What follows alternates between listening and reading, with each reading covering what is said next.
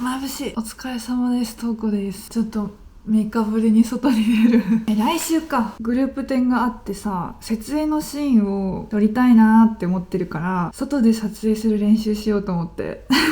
不器用真面目発動。なんか今日アズーに日中は最近あったかいけど夜は寒いねって言われて、いや3日間外出てねえからわかんねえわと思って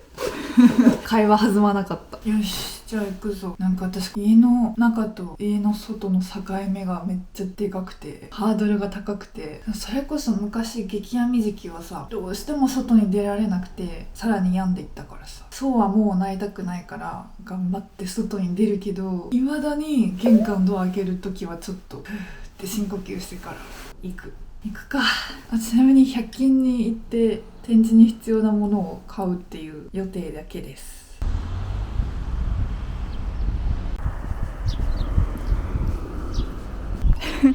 絵の具のブルーを直接塗ったような綺麗な青空だね。私この車社会の田舎でさ、徒歩で暮らし続けてるから、歩いてる人ってなんで歩きなんだろうって多分周りに思われてると思うの。まあそんな周り気にしなくていいけどさ、だからなんか地域の変わり者って思われてないかめっちゃ心配になる時ある。でも春夏はね、用水路にザリガニとかメダカとかいてめっちゃ最高だったよ。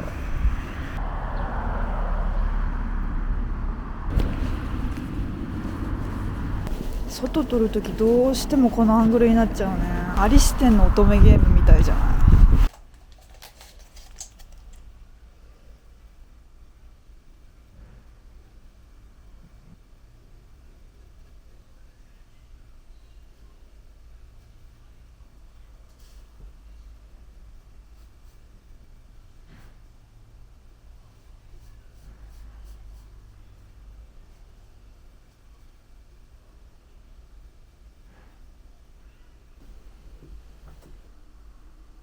私未だに使ってるの iPhone XR なのね。買ったのがもう5年前ぐらいだと思うんだけど、最近はさ、古い機種を使ってるのが若干の恥ずかしさを感じるようになってきちゃって、このねカメラを向けた瞬間にレンズ部分が1個しかないから一瞬で古い機種だってバレるの。それがちょっと恥ずかしくて、でもまあしょうがない、夢を帯びてだし使えるから限界まで使おうと思って、ちょっと画質はもうやばくなってきたけど、もうせっかくなら世界で iPhone XR を使ってる最後の一人になってやろうと思って大事に使ってる。成仏もなくど、こんな大事に使ってくれたら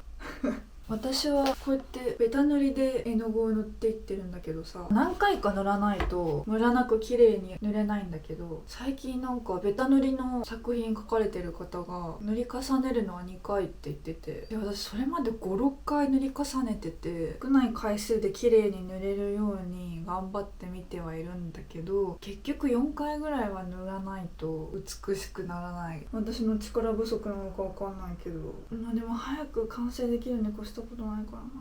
らな。悩みですね。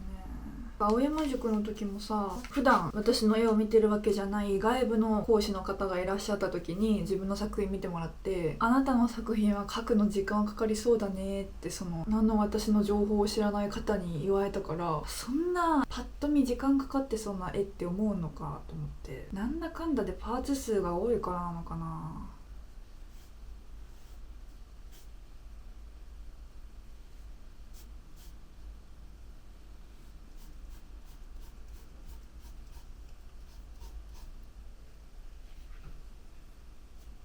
ずーっと思ってるけどさ、英語話せるようになりたいな。一応私のチャンネル英語字幕も翻訳でつけてるんだけど、タイトルと本文はさ自分で設定するから、もう毎回タイトルが本当に思いつかなくて。でも結局絶対さ、言語習得って会話が一番早い気がしてきて、参考書を買って書いて覚えようとか思うけど、結局これ誰かと会話して使わないと意味ないよなって思っちゃって。今よく AI 英会話アプリとかあんじゃん。あれもちょっとやってみたんだけど、お試しで。極力狭いコミュニティで生きていたい私でさえ、いや人間と話させてくれって思ったから、あれはちょっと難しいなって思った。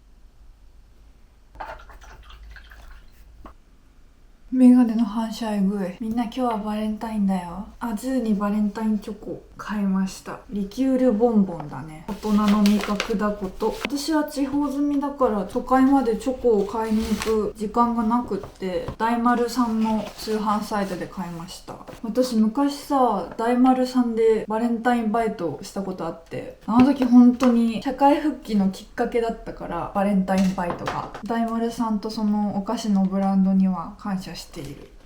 これにしようかな。これとこれどっちにしようかな。どっちがバレンタインっぽいかな。やっぱせっかくだしこっちにしようかな。赤に。このレターセットさ、学生時代友達が参加してたグループ展示見に行って、その時に物販エリアでめっちゃ可愛いレターセットあると思って一目惚れして買ったやつなんだよね。そう思うとどなたの作品かわからないのが悔しいな。私が社会復帰のきっかけとなったデパートでのバレンタインチョコを販売するアルバイトって、やっぱりそのデパートに来るお客様だからすごく層も良くて、初めてのアルバイトとか絶対いいと思うわ。短期間だしさ。あとデパートの裏側が知れて面白かった。忘れられないのが、初日その百貨店に出勤した時に、私なんか入り口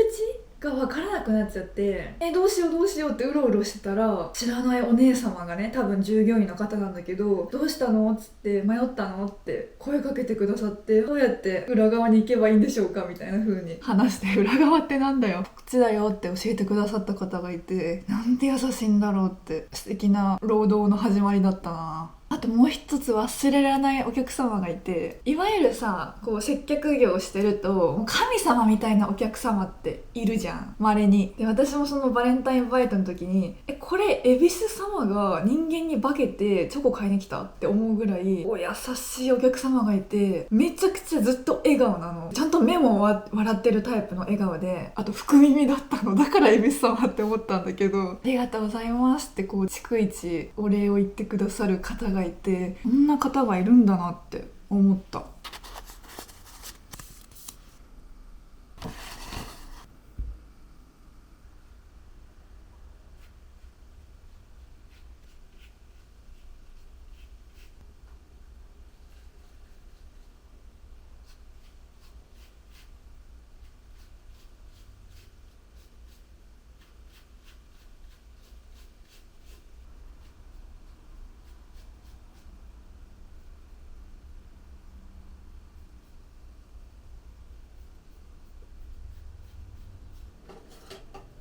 気づいたんだけど、描きながら、私今までずっと青色を基調の作品を描いてきてて、自分が作品を通して伝えたいメッセージにも青色っていうのはすごくキーポイントなのね。だから絶対どの作品にも青色は入れようって決めてるんだけど、今回は青とオレンジの組み合わせの作品を作ってて、オレンジって青とは真逆のカラー。青がこう落ち着きとか衝動的な気持ちを抑えてくれるとか、そういう効果がある一方で、オレンジはもっと元気いっぱいなポジティブなイメージの色じゃない？私の絵のコンセプトは、私のことを理解してくれて私の話をまっすぐ聞いてくれる女の子なんだけど、だからイマジナリーフレンド的な存在で、お守りのような存在で、時には傷薬みたいな、そういう作品を描きたいなと思ってるんだけどさ、今回この青とオレンジを使うことによってテーマからもしかしてずれちゃってるって心配になってたんだが、今考えながら描いてて、青色で心を落ち着かせながらもオレンジで頑張っていこうぜみたいな気持ちを表現できるのかもと思って、落ち込むこともあってさ、誰かに寄り添ってほしいなって思う時もあるけどさ、同時に誰かから元気もらいたいって思う瞬間もあるし、ポジティブなエネルギーをもらいたいなって思う瞬間もあるし、占いみたいな、ちょっと違うかな。例え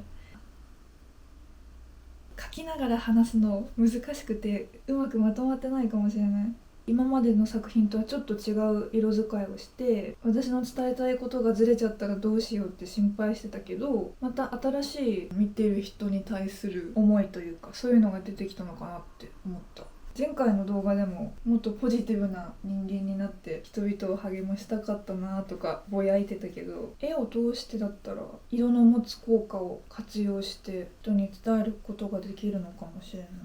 こんな色の話を毎日モノトーンの服ばっか着てる女が言うてますけども、色彩検定の3級は受けたんだけど、なんか3級ってあんまり胸張って色彩検定持ってますって言えないらしいから、2級もちょっと受けようかなって今思い始めた。今から色彩検定受ける人絶対2級3級は同時に取った方がいいです。同時に試験受けられるから。どうせ2級って3級の内容を踏まえての2級の試験だから、だから3級の知識が新しいうちに2級も受けた方がいいと思う。色彩検定面白かったよ。この現象は知ってるけど、この現象に名前があったんだっていうのがすごく多くて。でも試験受けに行った時さ、多分服飾系の子がめっちゃ多かったんだよね。おしゃれな若者が多くて。そうだから今後青色との組み合わせのカラーをもうちょっといろいろ考えて、でその都度見てくださった方々に対して伝えたいメッセージを考えていこうと思った。